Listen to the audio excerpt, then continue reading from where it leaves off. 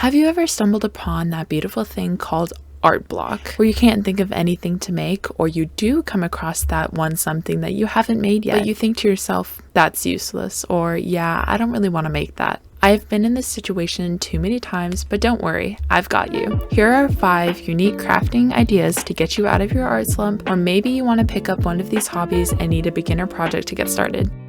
First up is a crochet bonnet. If you don't know how to crochet, this could be a very good beginner project for you if you've been looking for something fashionable, maybe even a little bit niche. Currently been watching a lot of Amazing Grace on YouTube. She is so entertaining and she has really great crochet podcasts, and she also releases her own patterns that are made to size, which I love. All you're going to need for this DIY is a 6mm crochet hook, or really any crochet hook, and any yarn that you would like. I used a 6mm hook, Luxe Merino wool by Loops and Threads from Michaels, and then some mohair I had laying around. I believe this one was Drops Kid Silk. This pattern is the Little Bo Peep pattern by Amazing Grace, and it cost me $8. I was able to finish this bonnet in 2 days, and I really love how it turned out. It very much so reminds me of Pinterest fashion, so it's not necessarily something I would normally wear, but I'm super excited to maybe wear it if I go to San Francisco or somewhere a lot colder. If it's still cold where you live, I definitely think that you should give this one a shot.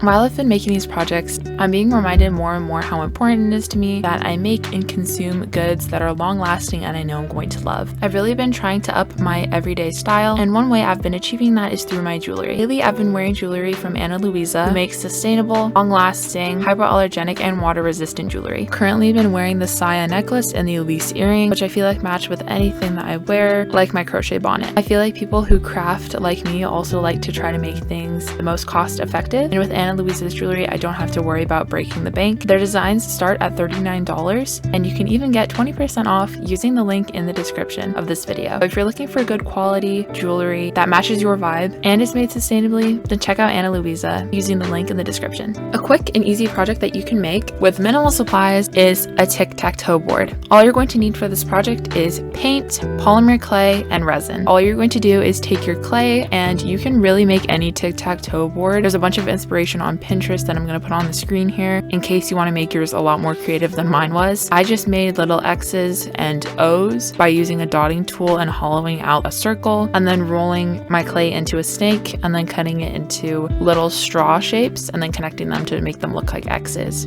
You can use air dry clay or polymer clay for this, it's up to you. If you're going to do polymer clay, just note that you're going to need to bake it in an oven. After shaping all of your clay, you're going to paint all of your little tic-tac-toe pieces. Completely optional, but something I would recommend is glazing each of your pieces with UV resin, epoxy resin, or you can do nail polish if you don't have access to a UV lamp. You can find UV resin online on Amazon. My bottle of resin was about $25, and it's lasted me quite a while. I left my clay pieces outside to cure, and then after they were done sitting out there for about an hour, maybe an hour and a half, I took them inside, and then my set was all finished. This can be completed in a day if you have enough time, maybe 2. And if you already have paint and clear nail polish at home, the only thing you would need to go get from the store is polymer clay. This DIY cost me about $15 to make, maybe even less because I had most of the supplies at home. If you're worried about your tic-tac-toe board getting scratched up or any other small item that you own, you can always make a felt pouch. I've been seeing so many of these over on Pinterest. They're really customizable and the cheapest thing to make out of this entire video. All you're going to need for this DIY is some sort of button. Buttons are optional if you don't want to make a pouch that closes, but if you do, you will need a button, felt, which can be found from Michaels, Joann's, or even Walmart for as low as 50 cents a sheet, and then some sort of needle and thread. You can also use embroidery thread if you want to make your pouch even faster because the thread is thicker, but it's extremely customizable to whatever you have on hand. I designed mine using small apple appliques. Essentially, you're going to be doing blanket stitch around the outside of the pouch. These turn out super cute, and you can make them larger if you want to fit a book inside.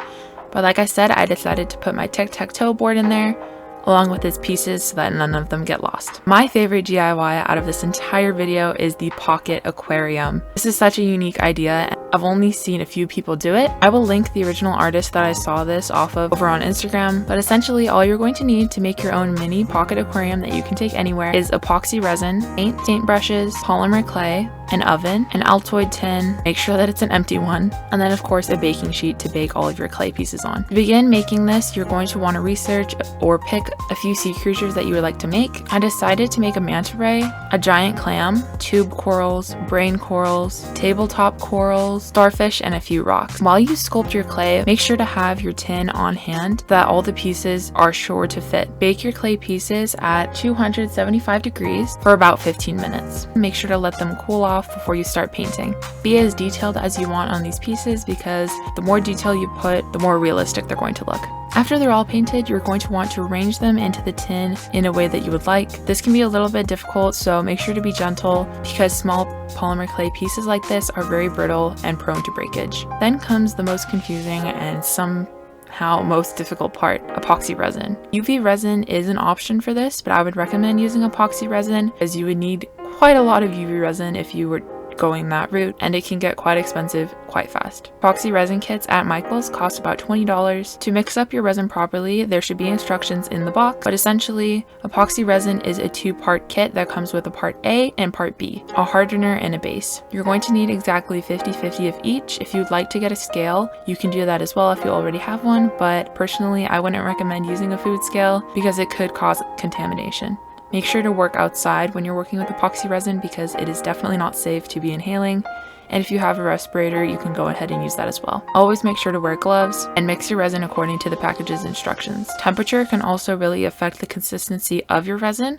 So after mixing it, mine was quite thick and it was difficult to use a lighter and get all the bubbles out. Resin should be mixed at around 70 to 75 degrees Fahrenheit for the best results. It was quite cold outside when I mixed mine, so I ended up taking it inside later, keeping the door still open for ventilation, but as it warmed up, it was much easier for the air bubbles to rise and I could achieve a much clearer resin. In the end, I feel like there were still a bunch of bubbles, so I would recommend working in a warmer environment if you can. After that, allow your piece to cure for about 24 hours, and then your pocket aquarium is finished. Unfortunately, some resin got into the hinges of the Altoid case for me, so I really can't close mine. I've put it up on my bookshelf and I really love how it looks. Next up, we have a rag quilt. The tutorial I followed was by Lauren Leiser, and I will link the TikTok in the description of this video. I will say, I don't think I can explain it to the depth that she did. I'm going to do my best. If you feel like I skipped over a step too much, I would highly recommend checking out that TikTok because it's really a great one. To make this blanket, you will need to pick out 6 cotton fabrics, each of which you will need 1 yard. Then 2 patterns of fleece, 1 white for the middle of your blanket or your batting, and then 1 for the back of your blanket. Get 3 yards of each of your fleeces. Then the tools you will need are a sewing machine, of course, thread, clips, fabric scissors or a rotary cutter, and a 10 by 10 inch square to mark out each of the squares that you need to cut. You can get a quilt block, but I personally just used a piece of cardboard and made sure to measure it 10 by 10 inches. Fabric chalk is also a really good idea, but you can always use washable colored pencils as well. This blanket I feel like works up really quickly. It's just cutting the squares that takes the longest. It took me about a week to cut out all of my squares and 2 days to wash and sew everything. The first step to making this quilt is cutting out all of your fabrics. We're making a 6 by 7 quilt, so we will need a total of 42 squares for the front, middle, and the back. Starting by cutting out 7 of each of your cotton fabrics, then cut out 42 of your middle fleece and 42 of your back fleece. I cut all of them out by hand without a rotary cutter, so it took quite a while, but if you do have a cutter, it would save a lot of time, and please make sure to cut on a self-healing mat so that you don't scratch or cut your work surface. To assemble the quilt, you're going to sandwich your fabrics in this order for each square. Place your back fleece down, then your middle, then your cotton.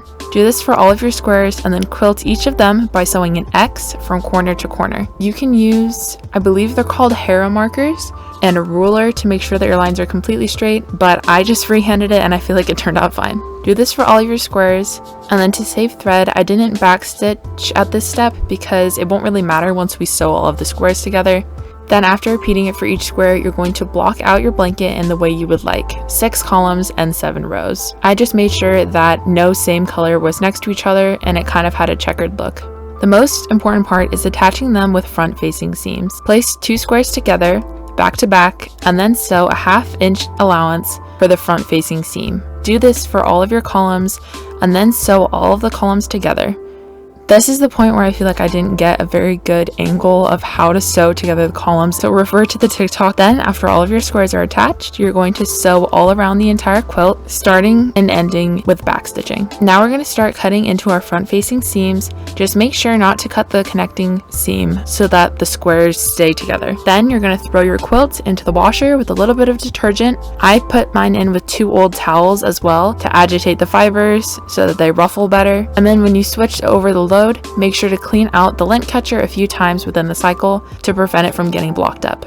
After that, you've just finished your first rag quilt. I made this one for my boyfriend and I hope he likes it. It was a lot of fun to make and I feel like it turned out super toasty. If you want to make this quilt in even faster time, you can always look up 10 by 10 inch fabric squares so that everything is already pre-cut for you, and all you would have to cut is your back fleece and your inner facing. Thank you guys so much for watching this video, and I know all of you crafty people love to be stylish, so drop the link in the description of the video for 20% off your first purchase at Ana Luisa for some cool jewelry that you know is sustainable and is going to last you a long time. Thank you guys again, and bye!